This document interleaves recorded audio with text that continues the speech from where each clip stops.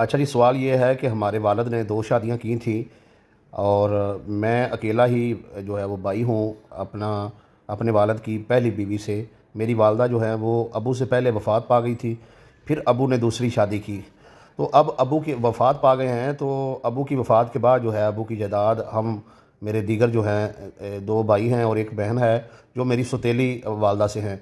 तो उस जायदाद को तकसीम जो है वो करना है। तो क्या मेरी सौतेली वालदा के साथ साथ जो है, जो मेरी वालदा वफ़ात पा गई थी, उसका भी हिस्सा निकलेगा? अच्छा मोहतरम भाई, बात ये है कि आपकी वालिदा जो है, अगर तो आपके वालिद जब वफ़ात पाए हैं तब वो ज़िंदा होती और होती भी उनके निकाह में उनकी बेवा जो है करार पाती, फिर तो उनका हिस्सा जो है वो निकलना था।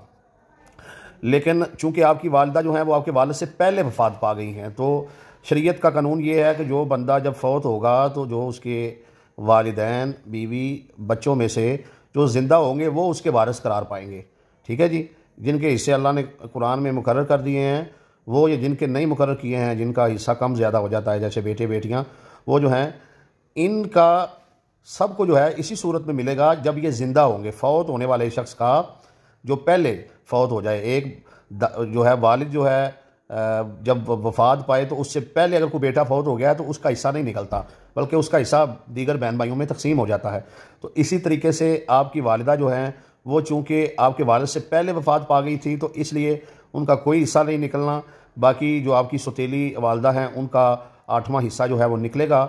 और बाकी की जो, अगर आपके दादी दादा जो हैं ज़िंदा हैं तो उनका छठा हिस्सा निकाला जाएगा। अगर वो नहीं है तो बाकी की जायदाद जो आप दीगर बहन भाई हैं, क्योंकि बाप आपका एक है, गो कि आप माँ की तरफ से सौतेले हैं, लेकिन बाप चूँकि आपका एक है तो इसलिए बाकी की जो जायदाद है वो बहनों को जो है वो 1 हिस्सा और भाइयों को 2 हिस्से। यानी कि अगर 1 लाख रुपया जो है नकदी या 1 लाख रुपए की जायदाद बहन को आएगी तो भाइयों को 2-2 लाख की आएगी। तो इसकी आपने तरतीब कर लेनी है। जैसा कि आपने बताया कि और भाई हैं 2 और 1 हमशीरा है, तो यानी टोटल आप 3 भाई हो गए और 1 हमशीरा हो गई, तो आपके 7 हिस्से जो हैं बनेंगे। 1 हिस्सा जो है वो उस बहन को चला जाएगा और 2-2 हिस्से जो हैं वो आप 3 भाइयों को आ जाएंगे। और ये जो आपने हिस्से निकालने हैं, अगर दादी दादा हैं तो उनका छठा हिस्सा निकाल के अपनी वालदा, जो कि दूसरी आपकी सौतेली वालदा हैं, उनका 8वां हिस्सा निकालने के बाद जो प्रॉपर्टी बचनी है उसको आपने इस तरीके से जो है वो तकसीम करना है। और ये सारे अमल करने से पहले जो आपके वालिद हैं मुतवफ़ी हैं, उनकी वसीयत पे अमल करना है। उन्होंने अगर कुछ की है या उनके ज़िम्मे को कर्ज़ है वो अदा करना है। उनकी तदफीन का जो ख़र्चा है वो भी आपने उन्हीं की प्रॉपर्टी से अदा करना है।